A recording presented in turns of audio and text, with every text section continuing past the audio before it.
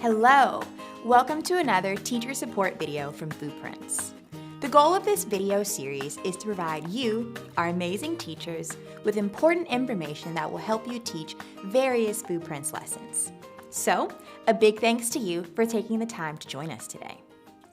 The lesson that we're going to explore in this video is titled Plants and Their Families, and is designed specifically for students in second grade. This lesson is a primer to the concept of trait inheritance, which these students will explore more in depth next year as third graders. It's also an engaging, hands-on way for students to practice their plant science and classification skills. The big idea you'll be communicating to your students in this lesson is, very simply, plants have families, which is an idea that kids love to consider. But before we get into that, we first want to take a quick look at some of the terms we'll be using in this lesson. For the purpose of studying them, scientists often group plants into different categories, or families. These families are usually based on common traits and genetic similarities. The 4 plant families the students will study in this lesson are all edible and made up of plants that are typically grown in school gardens. Let's take a look. First up, we have the legume family. Examples of legumes are beans and peas. Some common legumes we eat are lentils, chickpeas, black-eyed peas, black beans, sugar snap peas, and even peanuts. Some of the traits you'll find common within the legume family are that the seeds are formed in pods and they all fix nitrogen, which means they help take nitrogen out of the air and put them into the soil. Our next plant family is the cucurbit family. The cucurbit family includes things like cucumbers, melons, and squash. A family trait that all plants in the cucurbit family have in common is that they all grow on vines. Our next plant family is the nightshade family. Some examples of nightshades are tomatoes, peppers, eggplant, tomatillos, and okra.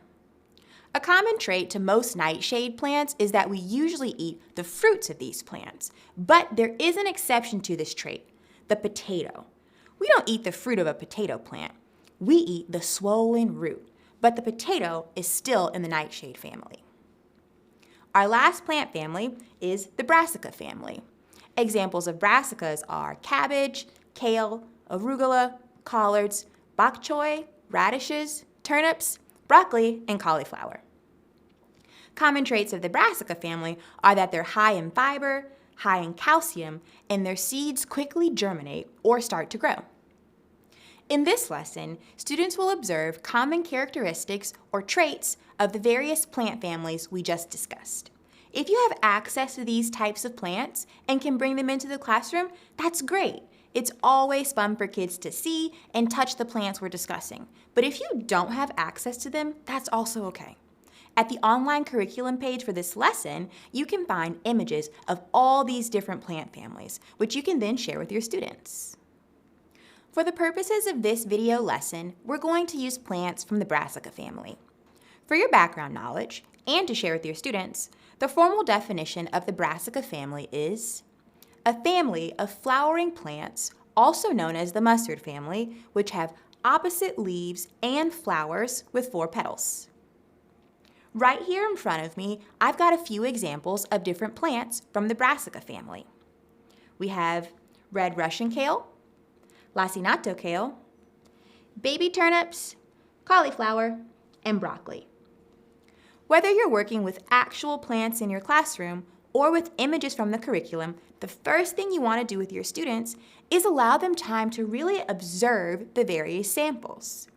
You can then ask them what they notice about the plants and make a list of their observations. Next, you will want to show students a number of different Brassica seeds. And again, if you have access to seeds you can bring into the classroom, great. If not, you can just show images of the various seeds. For our lesson today, I've got the seeds for 3 different plants here. We have turnip seeds, lacinato kale seeds, and red Russian kale seeds.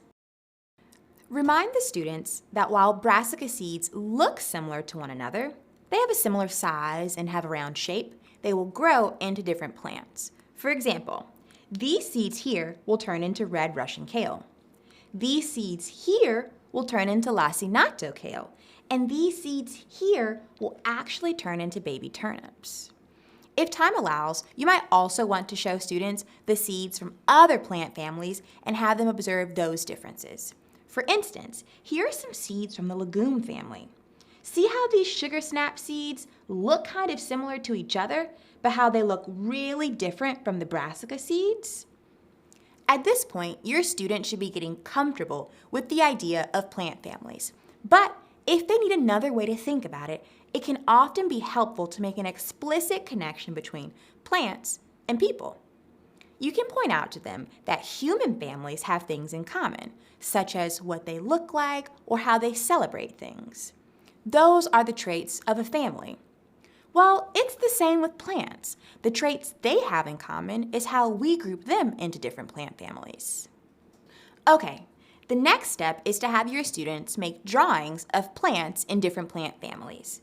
This is a great opportunity for students to use their observational skills as well as their compare and contrast skills. So, if you've got access to a nearby garden, take the kids outside and have them start drawing. If not, you can bring different plants like these into the classroom. And if that's not an option, you can use images of various plant families you find online. One other good source for images is a seed catalog. They usually have lots of good pictures of plants and seeds, and many of them can be ordered free from various seed companies. If you have access to a garden, you can also add on a math activity to this outdoor lesson. Just ask the students to count the number of brassica, nightshade, legumes, and cucurbit plants growing in the garden. Then when they return to the classroom, have them tally up how many plants they counted in each different plant family. As a class, they can then also create a bar graph to display the data collected. You can also consider having students create a plant family chart. Using the plant family chart template included in this lesson, students can fill in the different plant family boxes with their observational drawings or with images they cut out from seed catalogs.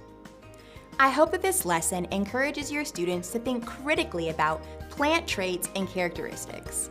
I also hope it excites them to go out to the garden and learn about plant families in a hands-on way. Thank you so much for joining me today. See you next time.